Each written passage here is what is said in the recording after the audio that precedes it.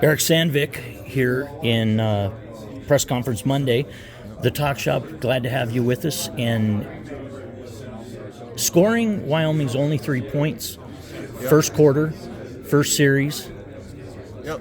What'd that feel like in respect to scoring the first points of the game? How did you feel about that? It was good. I was just glad that we're able to execute when we're given the opportunity. And it's definitely good to start the game getting points.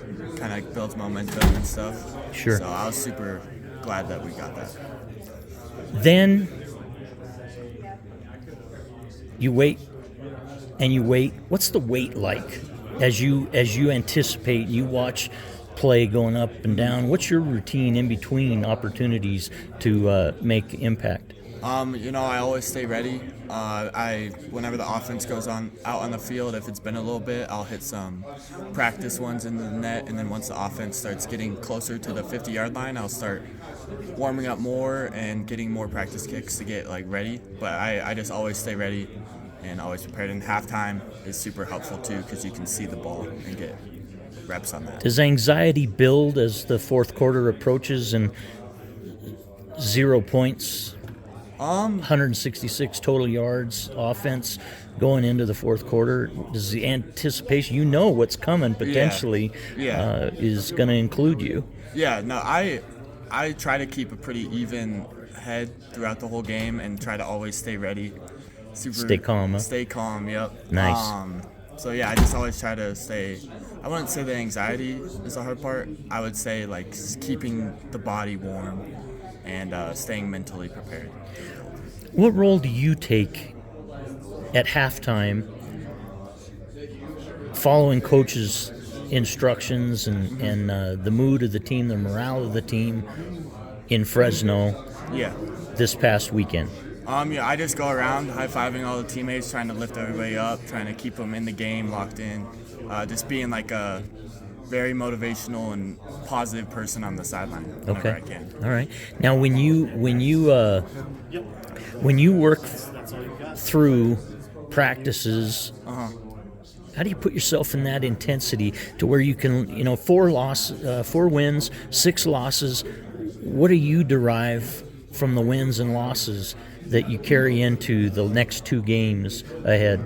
Well, it definitely makes the next 2 games super important to be able to get to a bowl game, which is a big goal for everyone here. But to get in that mindset of the intensity, I just try to imagine myself out on the field and treat every kick like it's for the game winner, basically. Right. Try to keep that pressure in my head, so then when it happens on the field, I'm ready. Okay. I know how to handle it. When you operate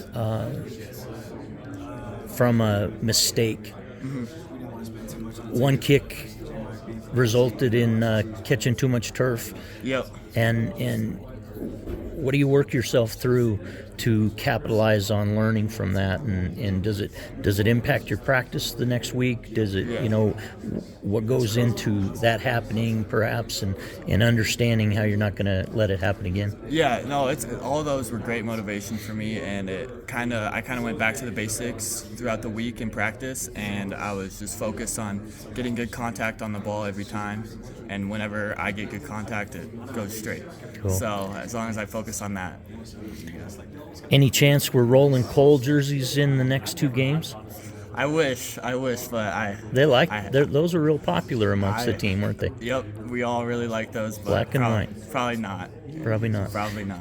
As you look at Nevada puts up 55 points against San Jose State. Yep. They score 10.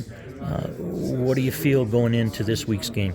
It's a big game that we got something to prove, and we can't doubt Nevada. They're a good team, and they showed it the last week. So we can't look at their whole season. We got to treat them like any other team and prepare and be ready. When you know that this is going to be a big weekend for a former player of Wyoming and Josh Allen, does that have any impact in the intensity that the team has going into this Saturday, or is that non-issue? Yeah, I mean, it just makes the game. Is it unspoken? It's kind of unspoken, I would say. Yeah. No one really makes it bigger, but it does make it bigger. We got something to prove, We don't want to go out there and play bad in front of Josh Allen. You know, we all want to perform good, and yeah. The former pokes in the pros or current pokes in the pros, have they had an influence or impact and investment in this year's team? I think so. Yeah, all the players here, like Frank, he was great leadership for everyone in the O-line and even the whole team, and he definitely left his mark on this program. And I'm sure other pro players left their mark. But Do any of them offer back, call, text, give motivation through the coach or direct, or is any of that happening for you guys? With me, it's with John. John has been great with all of that. He stays in touch. He texts me before almost every game, giving me a little advice. That's awesome. So he's been great, and he was at the San Diego game.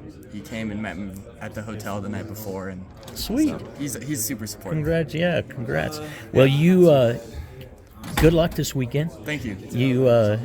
You continue to do your piece of the puzzle, and we thank you for that, and thanks for joining the Talk Shop here today, Monday. Thank you so much. Look for a victory Monday next week. Yep, we will. All right. Thanks. Thank you. See you, Eric.